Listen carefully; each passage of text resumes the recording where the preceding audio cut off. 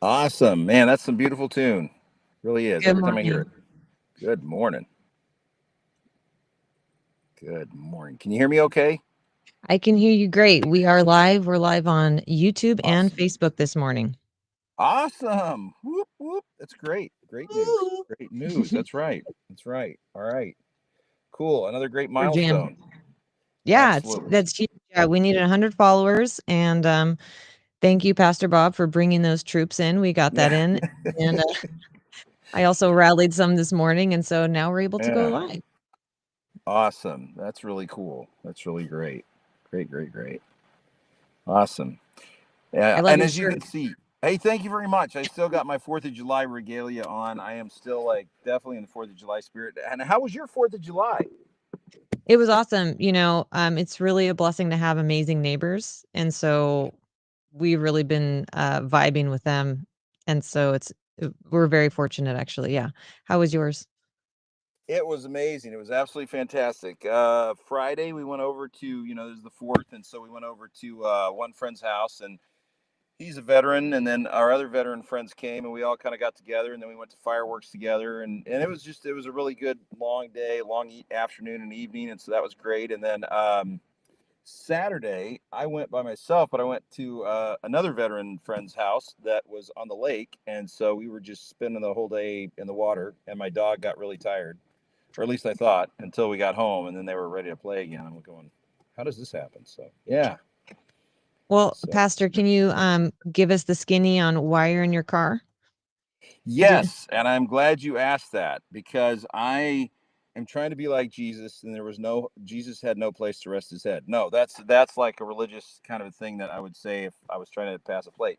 Um, but actually, because the internet where I'm at really is not good. In fact, it sucks really bad. And so where I'm at is actually 5G land, and so I can connect my phone to this. So I'm hoping on the battery lasting as long as we're here. That's kind of what I'm really, really, really hoping on. so if Do we you cut have? out randomly, we know what happened. Yeah, if we cut out randomly, you'll know. Well, it was either the rapture or whatever else. Yeah. Um, Okay, yeah. awesome. All right. Cool. Cool. Cool. Cool. So, good stuff. And you've been working on a deck all week, Yes, putting and putting. I've always wanted to put a deck together, and I underestimated how much work it was going to be, and we're just replacing things. We're not actually, putting a new deck in there, but it is what it is. We'll get it done. Yeah. Yeah. Most people say I always wanted to put my child's toys together. I always wanted to have children and put their toys together until on Christmas Eve they're up till about 4 in the morning, just hoping to God that their kids don't wake up early. And yeah.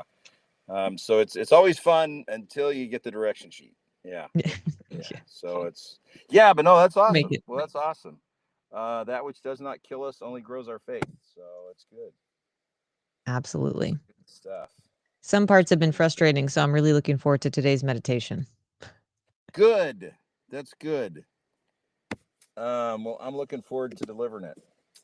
Cool. Um, yeah, I really am because it's something that I have to return back to, and it's something that I think that we all have to return back to. And the problem with returning back to it is it's a real pride point. And the human side of us is very much based on pride and ego. I mean, that's what it is. Whether it's Richard Rohr saying the first half of life thinking, where you're trying to like build, more and build more and build more. And some people don't ever get out of that first half of life thinking, even though they're 90 years old in their deathbed. And then there's that whole conceptualization of soul and spirit that we see the ascended masters got to relatively quickly. That's why Jesus' ministry was only 3 years long, because he got to it at a fairly young age, compared to most. And then he just kind of walked around and doing things that ascended people do, which is like just saying, man, just be at peace, just know the truth that sets you free. And that's what we're going to really dive into today. Cool. So, yeah, yeah. Awesome. Well, you ready to start some meditation then? Absolutely. Let's do it. All right. Awesome. Well, I always like to start by simply taking a couple of big, deep breaths and just noticing if there's any stress in my body. And the reason I want to notice that is so I can just relax those points. And you'll hear people say, I'm breathing into my shoulders, I'm breathing into my neck. That simply means you're breathing with the awareness that on your out breath, you let relax that place. We're going to go into 2 box breathings. Remember what box breathing is? I'm counting in for 4. I'm holding for 4. I'm breathing out for 4, and I'm holding for 4. Okay? So let's start there, and then we're going to dive into a mantra where we simply say, "O Divine One, let me be open to your truth." So if you're ready, let's take a couple of big, deep breaths and just fill your belly with air and then release. Maybe you feel some tension in your shoulders and your shoulders to your neck. So we're just going to breathe in.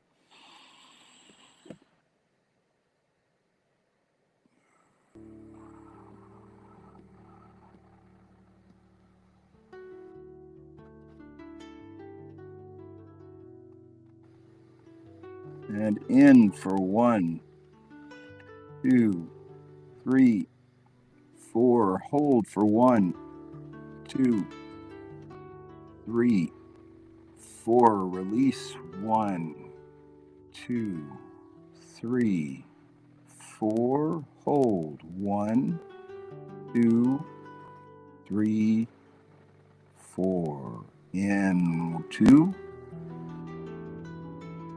4. Hold 2, 3, 4. Release 2, 3, 4. Hold 2, 3, 4.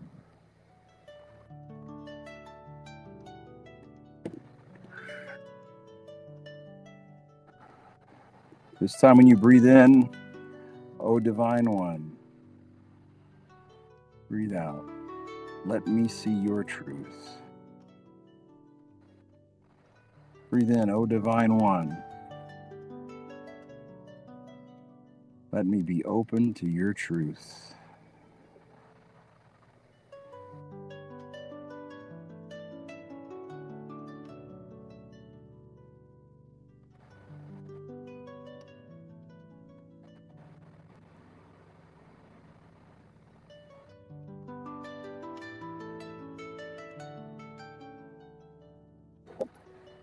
In John 8:32, it tells us, "You shall know the truth, and the truth shall set you free."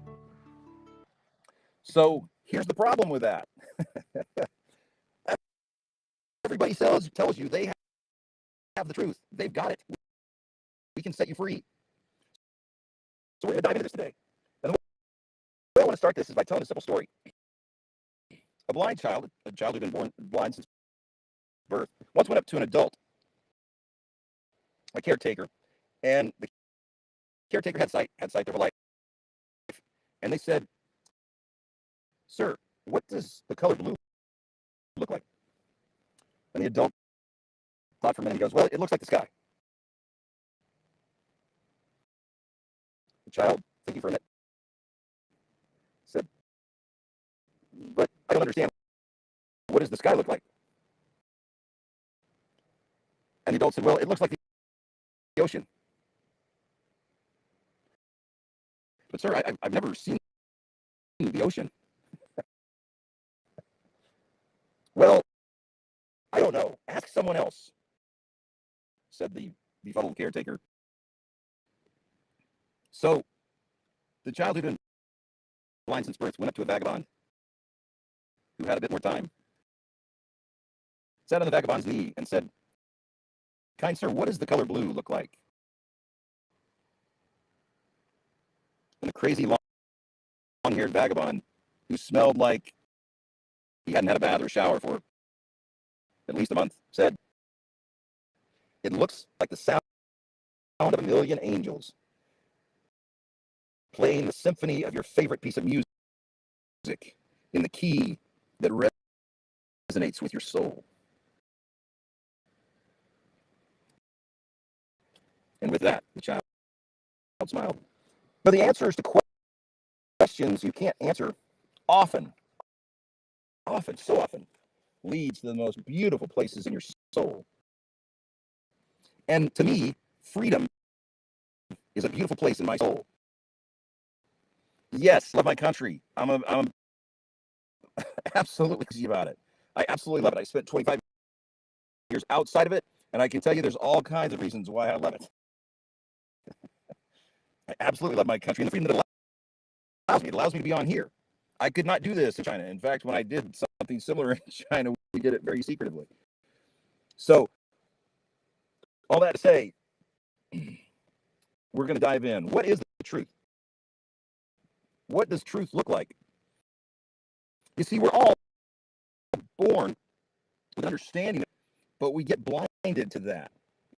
We have blinders that are put on us. And those blinders cause us to miss the truth, which causes freedom. And remember, as it says in Galatians 5, it was for freedom's sake that Christ has set us free. Oh, we really got to grasp this word freedom, don't we? We really got to grasp that. Man, we got to get that. So get that, we have to get truth. So the first question I'm going to have for you today, and I've got several. The first question is this: is the truth captured by human system or construct? Can we say that any one human system or construct or way of thinking is truth? Now, it may have some truth to it. I'm not saying that it doesn't. But can we say that any one system is truth? Think on that for a minute. Because you see, as soon as this one system says, we've got it figured out, we are the truth, we've got it, what does that do to a human? It produces arrogance and it produces pride. As one of my favorite writers said, and I mentioned it earlier, this is first half of life thinking. This is first half of life thinking. Second half of life thinking is when you lose the ego and you go to spirit, you go to soul. But in the first half of life, you're about accumulating and getting more. And to do that, you have to follow this truth in order to make the money, in order to get the things, in order to create the whatever it is that you're trying to create. But if one system has the truth, it produces arrogance, it produces pride, and frankly, it produces dictatorship. It produces fascism. It produces control by that system who now says, no, we've got to figure it out. And here's an interesting verse that goes along with that. Pride goes before a fall. I want you to keep that in mind. Just saying. The second question I've got for you on what is truth is: the truth held by only a chosen few? Is it held by only a chosen few? Because that's where you get into dominance and power. And remember, going back to an earlier message, dominance and power was one of the things Christ was tempted in. He was actually tempted in 4 ways. First of all, to forget his identity. If you are the Son of God. Secondly, he was tempted in power. Do this, and I will make you the ruler over many nations. Third, he was tempted in possessions. If you are the Son of Man, I doubt again, make these stones, make these bread and stones. Also, he was tempted into prestige. Do this, and I will have many people. So all of these ways he was tempted. That's all about false truth. It's all about a truth that will not set you free. It's all about a truth that will not set you free. So if the truth sets you free, what is free? Here's a second definition that we need to grasp today. What is true freedom? I'm going to specify this, inner freedom, because there's a difference between inner freedom and exterior freedom. Okay, there's a difference, right? There's a huge difference between inner freedom and outer freedom. So I'm going to say that true freedom is inner freedom. That's the freedom Christ came to give. Remember, Christ never said a bad word against the Roman Empire. He never did. I mean, go try and find it.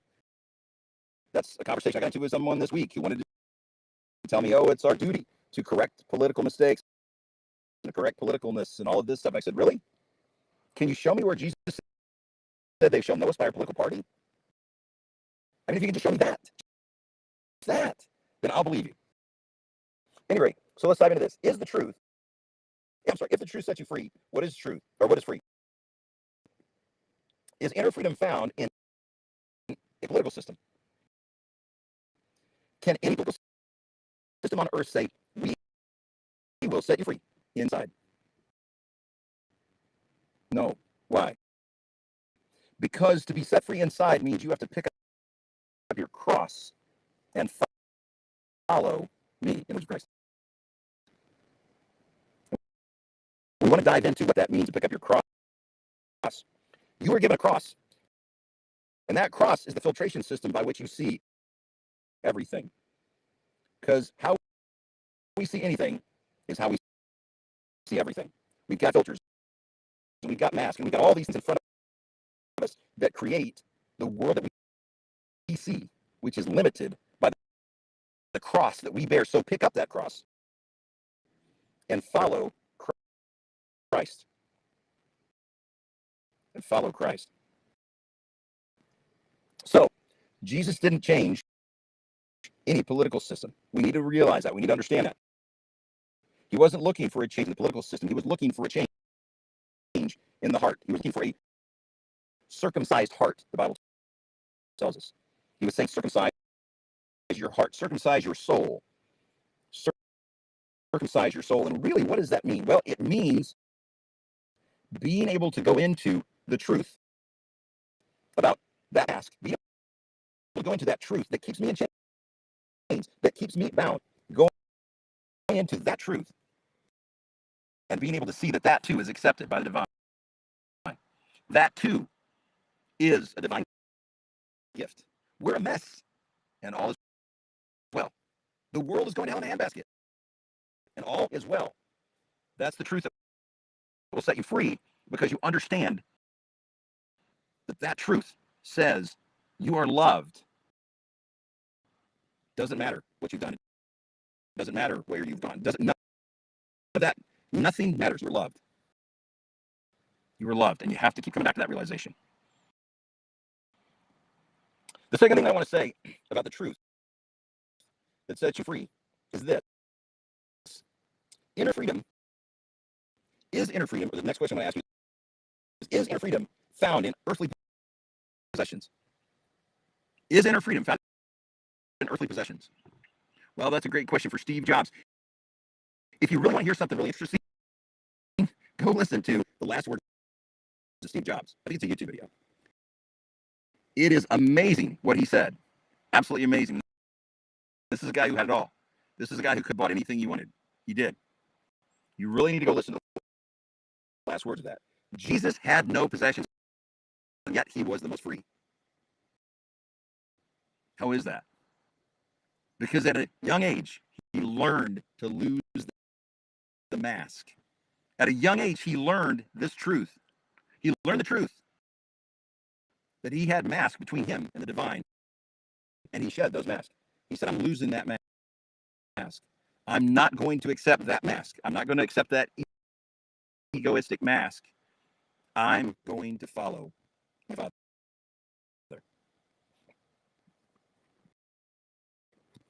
Let me dive into something here. I suck. I absolutely suck. Be totally frank, totally honest. I suck. And so does the one that I see in the mirror. Until I come back to the realization I'm loved. Just as I am. The truth sets me free. That truth sets me free. To have faith in that truth, despite everything that's going on, despite being laid off and out of work for months, despite being broke beyond broke, despite all of the everything that could possibly happen, despite loved ones leaving you, despite people dying, all of that, despite everything that could be going on, everything that I've done, every mistake that I've ever made, to rest by faith that I'm loved by perfect love beyond human comprehension that will never leave me or forsake me. That is the truth that sets me free. That truth. When I look in the mirror and I have to remind myself of that, that's okay. Because I know on that day, I am losing that mask. In that moment, I'm losing that mask. Now, I may try to pick up that mask later on that day, but I'm losing that mask in that moment. Believe this to be true, and you will be free. Believing is a hard task, and you have to keep coming back to it. It's not an easy task. And there's a lot of people out there, including ex-spouses, ex-girlfriends, ex-everything, and even currents, that will try to help you forget this. They will try to cause you to forget this message. They're angry or whatever. And in that moment, sometimes you just need to step away. You just need to go out. Doesn't matter what's going on outside. You just need to go out, walk, breathe the air, look at a tree, and realize the truth that sets me free is I'm loved beyond human comprehension, and nothing's going to change that. There's absolutely nothing that is going to change that. Check out our Facebook page for the AM Soul Food and the PM Soul Food. I put out a meme about that not long ago. To keep coming back to that realization, faith, rest in that. Rest in the faith. That's it. You keep coming back to this idea, grace upon grace. You keep coming back to the idea that there is grace upon grace. You have faith in that idea. You have faith in the idea that you're loved beyond human comprehension. Faith in those two ideas. That's the faith in the truth that will set you free. Now, does that mean everybody believes that truth? No, if it did, it'd be a perfect world. Does it mean that I can see evidence to refute that truth? Yes, that's why you grow in faith. Because there's all kinds of evidence to say this isn't true. If you don't believe me, just look at the headlines, and you'll see there's all kinds of proof to say this isn't the case. That's why people commit suicide, because they don't believe in grace upon grace. They don't believe about the love. They don't believe that. They don't have faith in that. Keep coming back to that faith. Every time you come back to that simple idea, you are growing in faith. Every time you're growing in faith. And just like I told my wife when I was teaching her to drive, every inch grows confidence. So keep driving. Every inch grows confidence. Every hurdle creates more confidence in that belief, which sets you free. Believe this to be true and have peace that passes all understanding. Let me ask you a question. If you knew that no matter what happened, no matter what political party, no matter what political system you were under, no matter who was in charge, no matter what you had done, no matter what anybody had done to you, if you knew that despite all of that, you were loved beyond human comprehension, nothing could change that, and you were eternally embraced by a love that would never leave you or forsake you, and oh, by the way, there's grace upon grace, mercy that never ceases. If you knew all that and you had belief in all that, how would that truth, because remember, a truth is just something we believe, okay? A truth is just something we believe. I believe that leaf is green. Why? Because that's the color that was assigned to that leaf, so I believe it's green. And that's what I can see with my eyes, so I believe it's green. All that to say, again, a belief, truth, is just something that you believe. And every time you come back to this truth, you grow in peace that passes all understanding, and you grow the faith in that. And what we've been leading to so far, and what we've been studying, what we've been leading to in our daily or in our Sunday services is simply this: grow in this idea. Grow in this idea. Grow in the idea that gives you peace that passes all understanding, because that's what Jesus left for us. Now, here's an assignment on how you can do that. Here's an assignment on how you do that. In your journal, simply write down the ways that you see the world is in a mess. Just write them down. They're easy to see. They're easy to hear. You hear it on the radio, you hear it on TV, you hear it everywhere. You can't get away from it. So write down the way that the world is in a mess. And right after that, just draw a line through it and then write, His grace is sufficient for me. Or right next to that mess that is the world, just write, the truth will set me free. If that reminds you of what you heard today, write that. Or maybe you should write, His love, perfect love, covers all. Write something that's going to bring you peace about whatever is going on. whatever that is, whatever that looks like, whatever is going on in the exterior world, write that down. Write that down. Next week, I want to really dive into Galatians 5:1, which is, it was for freedom's sake that Christ has set us free. Because now that we've covered the exterior world and we've really covered that, and we've really covered what truth is and truth that sets you free, what I want to cover is the freedom that is that in peace and what that looks like when it comes to what's happened in our life. And those barriers, because there are what Thich Nhat Hanh called crustaceans. Those are inside. And so next week we're going to do that. But the first thing this week, just write down in the journal, how is the world a mess? Write down headlines and then write perfect love and control. The truth will set you free. Grace upon grace. His mercies never cease. Just keep writing those things down. And the second one, you can simply write down, I'm a terrible person. And all is well. The world is a mess and all is well. I'm a terrible person and all is well. Write down how you're a terrible person and then just write grace upon grace. His mercy never ceases. His love is perfect love that casts out all fear. And just write those messages. Write those messages. There is something about writing that down, not typing it into a computer or typing it into a phone or anything else, but writing it down. Your hand is connected to your brain, and those connections, those actions, grow that faith, develop that faith.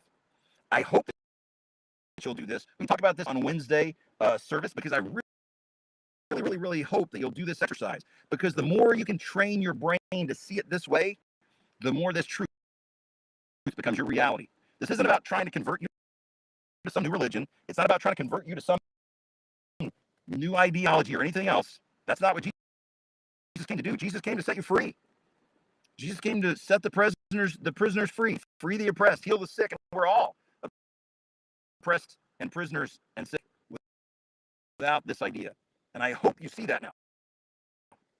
I really hope that you see that without this, the world, it really is a mess. And there's no hope. We ought to all jump off a cliff. The best thing you can do is kill yourself, right? Unless we believe that divine love is perfect love and it's in complete control. That's our only hope. That's it. It's our only hope. Hope this helped. Be watching now that we can actually go live and stuff on Facebook, which is great. I can go live and I can post up in the morning stuff there and spread that word. So this is really exciting stuff. Really looking forward to you guys being able to join us live on Facebook now. That's an exciting thing. So Jennifer, do we have any announcements?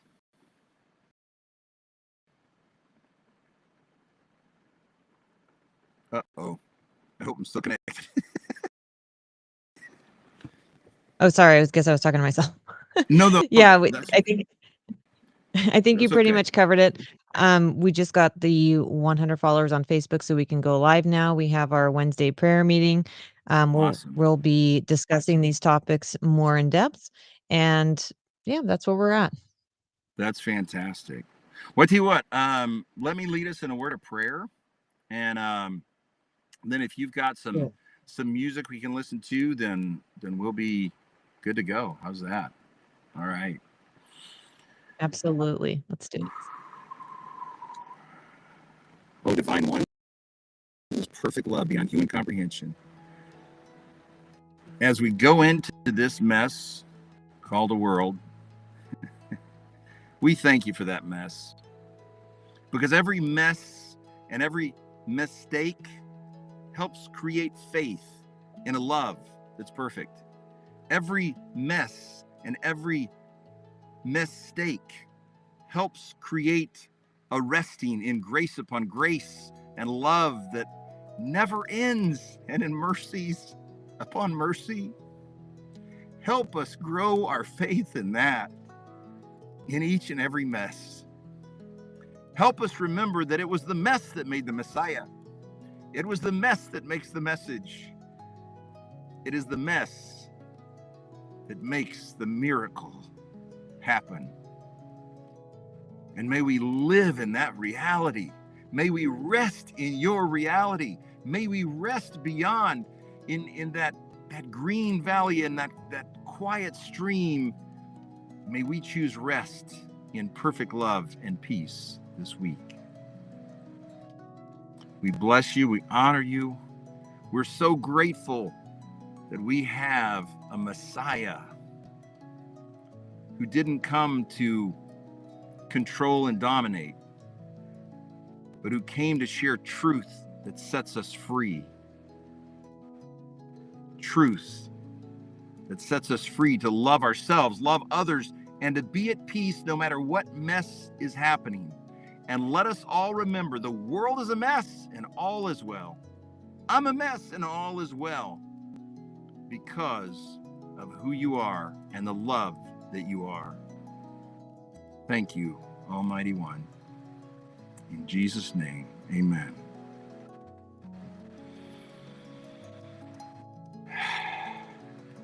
Thank you all.